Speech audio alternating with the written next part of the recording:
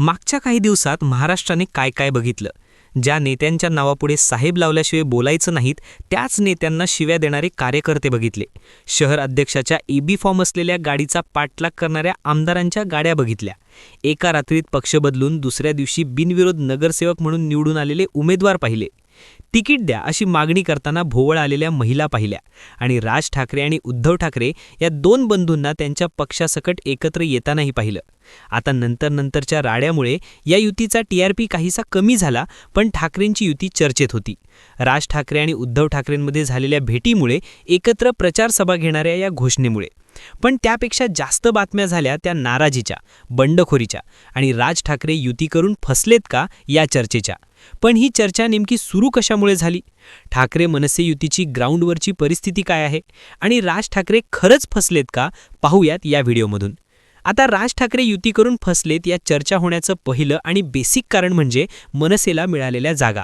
मुंबई महानगरपालिकेत 227 वॉर्ड आहेत. या जागांवर निम्म्या जागा वाटप होणार नाही याची मनसेला खात्री होती. त्यामुळे ठाकरे गट मोठा भाऊ होईल हे निश्चित होतं. पण मनसेला जागा मिळाल्या 53.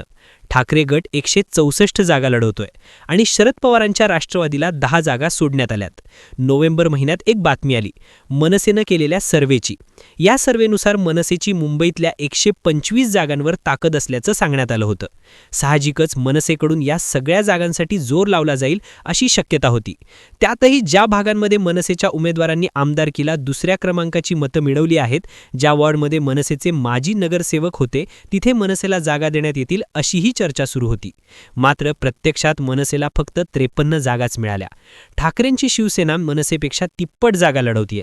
मनसेला फक्त 53 जागा देऊन आवळा देऊन कोहळा काढण्यात आला का, असा प्रश्न संजय राऊत यांना विचारण्यात आला. तेव्हा राऊत यांनी राजसाहेबांच्या मनसेनं 80% जागा जिंकाव्यात यासाठी आम्ही प्रयत्न करू असं विधान केलं.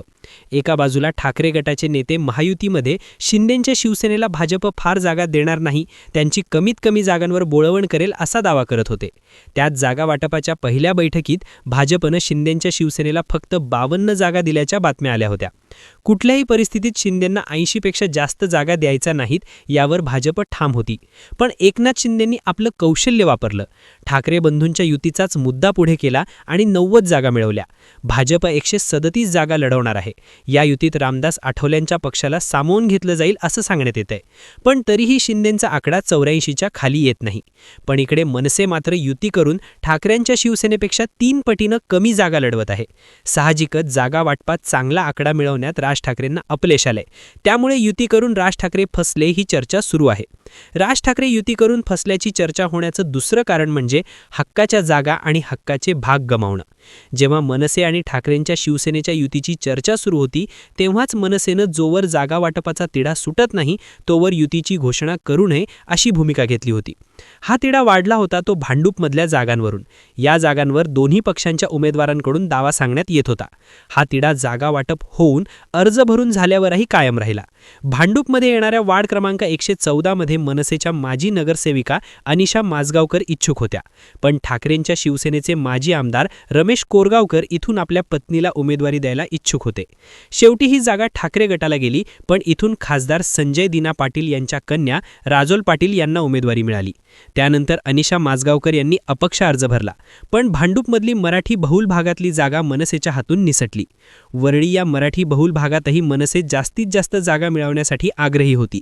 पण आदित्य ठाकरे इथले स्टँडिंग आमदार असताना मनसेला इथेही कमी जागांवर समाधान मानावं लागलं.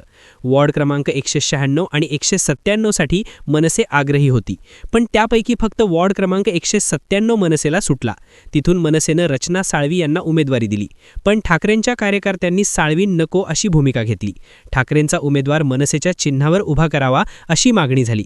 पक्ष नेतृत्वाकडून प्रतिसाद आला नाही आणि ठाकरेंच्या श्रावणी देसाई यांनी अपक्ष अर्ज भरला. मुळात वरळीतल्या बहुतांश जागा या ठाकरेंच्या शिवसेनेलाच गेल्या आहेत. तिथे ठाकरे गटातच बंडखोरीचा वार वाहत आहे. पण या बंडखोरीचा फटका मनसेलाही बसतोय. त्यात प्रभादेवी वरळी भागात येणाऱ्या वॉर्ड क्रमांक 194 मध्ये मनसेचे संतोष धुरी इच्छुक होते. धुरी हे माजी नगरसेवक संदीप देशपांडे यांच्या जवळचे. पण ही जागा ही ठाकरेंच्या शिवसेनेला गेली. तिथे आमदार सुनील शिंदेंचे बंधू निशिकांत शिंदे यांना उमेदवारी मिळाली. आणि मनसेच्या आणखी एका कट्टर कार्यकर्त्याला उमेदवारीपासून लांबच राहावं लागलं. वॉर्ड क्रमांक 192 मधून मनसेने यरवंत किल्लेदार यांना उमेदवारी दिली, पण त्यांच्या विरोधात ठाकरेंचे प्रकाश पाटणकर यांनी थेट एकनाथ शिंदेंकडून आपल्या पत्नीसाठी तिकीट आणलं. साहजिकच मनसेसमोर ठाकरेंचा माणूस प्लस शिंदेंची यंत्रणा असं चित्र उभं राहिलं. वॉर्ड क्रमांक 106 मध्ये मनसेचे सत्यवान दळवींना तिकीट मिळालं म्हणून ठाकरेंचे सागर देवडेंनी बंडखोरी केली. आता या गोष्टीचा फटका राज ठाकरेंना कसा बसतोय? तर मराठी बहुल भागांमध्ये मनसेला जास्तीत जास्त जागा मिळतील, पक्षाला रिव्हायवल मिळेल अशी आशा या युतीतून मनसे सैनिकांना होती. पण प्रत्यक्षात काय झालं तर मराठी बहुल भागात मनसेला अपेक्षेप्रमाणे जागा मिळाल्या नाहीत. दुसऱ्या बाजूला ज्या ताकद असलेल्या जागा मिळाल्या तिथे ठाकरेंच्या कार्यकर्त्यांकडून बंडखोरी झाली, तर कित्येक ठिकाणी मनसेचा दावा स्ट्रॉंग असताना जागाच ठाकरे गटाकडे गेली. स्थापनेपासून मनसे सत्तेत आली नाही. त्यात 2017च्या महापालिका निवडणुकांनंतर राज्याच्या राजकारणात अनेक स्थित्यांतर झाली, पण तरीही काही कार्यकर्ते मनसेसोबतच एकनिष्ठ राहिले. 0 आमदार असताना मनसेचा बेस हे कार्यकर्ते, शाखा प्रमुख, विभाग प्रमुख आहेत, पण युतीमध्ये लढता त्यांनाच साईडलाईन करावं लागलं. यामुळं पक्षाची ताकद असलेल्या केडरमध्ये चुकीचा मेसेज गेला. स्वबळावर लढताना उमेदवारीची संधी सगळ्यांना देता आली असती आणि सोबतच मराठी बहुल भागात पक्षाचं अस्तित्व ताकदीनं कायम ठेवता आलं असतं. पण आता याच गोष्टीसाठी राज ठाकरेंपुढे पेच तयार झालाय, कारण 53 जागा लढवणाऱ्या ठाकरेंच्या शिवसेनेचा फटका हक्काच्या जागा आणि हक्काचे भाग राखताना बसलाय. राज ठाकरे युती करून फसल्याचं तिसरं कारण म्हणजे मुंबईबाहेरही साईडलाईन होणं. राज ठाकरेंचा करिश्मा हा मुंबईपुरता कधीच मर्यादित नव्हता, आत्ताही नाहीये. 2012मध्ये पुण्यात शिवसेनेचे 15 नगरसेवक निवडून आले होते, तेव्हा मनसेचे नगरसेवकांचा आकडा होता 28. 2012मध्ये नाशिकमध्ये शिवसेनेचे 19 नगरसेवक निवडून आले होते, मनसेनं 40 नगरसेवकांसह सत्ता मिळवली होती. अर्थात नंतर इथे मनसे बॅकफुटला गेली, पण या 2 शहरांमध्ये मनसेनं ताकद कायम ठेवली होती. साहजिकच दोन्ही ठाकरे एकत्र आल्यानंतर ठाकरे गटाच्या संघटनेची ताकद प्लस राज ठाकरेंचा करिश्मा या बेरजेच्या जोरावर मनसेला इथे चांगला स्पेस मिळणं अपेक्षित होतं. पण प्रत्यक्षात काय झालं तर नाशिकमध्ये ठाकरे गट 80 आणि मनसे 34 जागा लढवत आहेत. इथेही ठाकरे गटाकडे दुपटीपेक्षा जास्त जागा आहेत. पण महत्त्वाचं म्हणजे 9 जागा अशा आहेत जिथे ठाकरे आणि मनसेचे उमेदवार एकमेकांच्या विरोधात लढतायत.